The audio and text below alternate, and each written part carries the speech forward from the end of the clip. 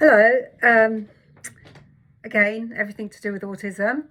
I wanted to talk to you about communication and our experience. Now, as I've said before, I'm not an expert on autism, but I have been living with Kieran with autism for the last 18 years, so I've got some experience. And something that I didn't understand when he was first diagnosed. Of course, he was very young, only 2 years and 7 months, and he never actually developed speech. But I didn't realise that it wasn't just that he couldn't talk, but he couldn't understand language. And I think it was at least a year after his diagnosis that a speech and language therapist did explain this to me. So whereas I was chatting away to Kieran as normal, I didn't realise that he couldn't understand what I was saying. And it's a bit like being dropped into a foreign land and just completely not understanding what they say.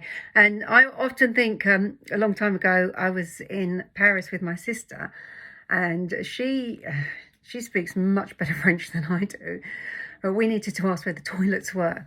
So I know how to ask where the toilet is in French. So we saw these very nice policemen, and we asked them, "Où est le WC, s'il vous plaît?"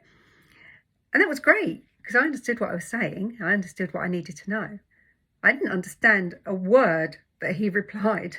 He told us we had to go this way and that way and the other way. And I was really laughing because I was thinking, well, that's absolutely fantastic. Look at me with my French. I know how to ask for stuff, but I don't actually understand what they're saying. And we didn't know where the toilet was. Anyway, we found them eventually, of course. But my point is, with Kieran and his autism, he couldn't understand what I was saying to him. And very, very helpful speech and language therapist said to me that what we needed to do was be very basic with our language and get rid of any redundant language. So, for instance, when I wanted him to put his coat on, I would just say, "Kieran," and then he knew it was for him, "coat." And I would hold his coat up to him and put his coat on him. Now, I was fortunate because I'd got Daniel, who is a year younger. And then I would say to Daniel, "Daniel, you need to put your coat on." So what Kieran was getting was, "Kieran, coat," plus hearing Daniel's whole sentence, "Daniel, you need to put your coat on." So Kieran had that all of his life, both strategies of the redundant language in a way that he could understand and process, and the full sentence. And processing language is huge. So if you have learned a foreign language or a second language, when somebody says something to you, you're translating it in your head. Oh, you've said you would like some chips. Okay, and you're thinking, right, you would like some chips, and then it bing, oh, you've asked for some chips, and then you work out how you're going to reply, and that's fine. And that's what it's like really for Kieran.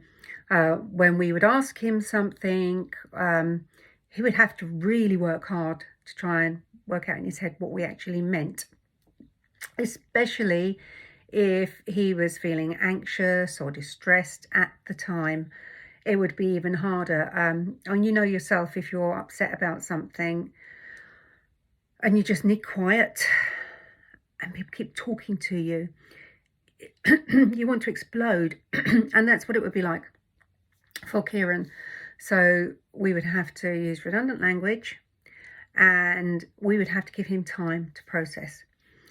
I found that so difficult because I don't stop talking, as you know.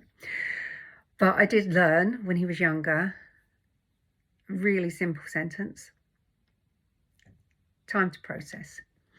And when we put his coat on, we'd say, "Kieran, coat," put his coat on, and say, "Yay, Kieran, coat." And it was the same with everything we would do. "Kieran, dinner." And then, take him over to his food, or "Kieran, bed."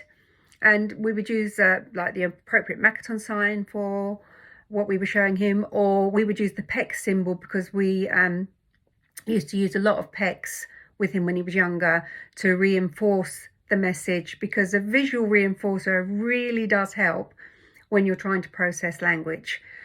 And he uses electronic PECs now, which is fantastic. But, you know, he's 18 and I'm talking about when he was 3. And although our journey is slow and his development is slow, it's forward. It's always going forward. And my husband said to him, Kieran, the other evening, Kieran, can you get me the dog's biscuits, please? And Kieran just got up and went over and brought the dog's biscuits over. And I'm just still completely in awe. And I said to my husband, isn't that great, you know, that he understands? And he's like, well, of course he understands. And that's where we are now, because he's 18. Yes, of course he understands. But for such a long time, he didn't understand the most simple sentence. And we really had to be so careful how we communicated with Kieran in a way that he could understand and that he could process the language and develop and learn to communicate with us. I mean, he's great, really. He always says please and thank you. I mean, that's amazing, isn't it? He signs please and thank you for everything. If he wants a drink, he'll sign please and thank you. If he wants to change his clothes, he's changing his clothes all the time. He's like Mr. Ben. If you're under 30, you don't know who Mr. Ben is, but don't mind that, Google him. Anyway, so he's like Mr. Ben, but he will ask, you know, can he take his t-shirt off, please? And I think that's really amazing. And his processing of language is much quicker now. He responds much quicker. He became very useful when he was about 12. We could ask him to get the remote control. No, really, that was very useful. But we didn't have to get up. So that's just something I was thinking about this morning, about Kieran and his understanding of language, and the whole thing about non-verbal, pre-verbal, minimal verbal, whatever the buzzword is of the day.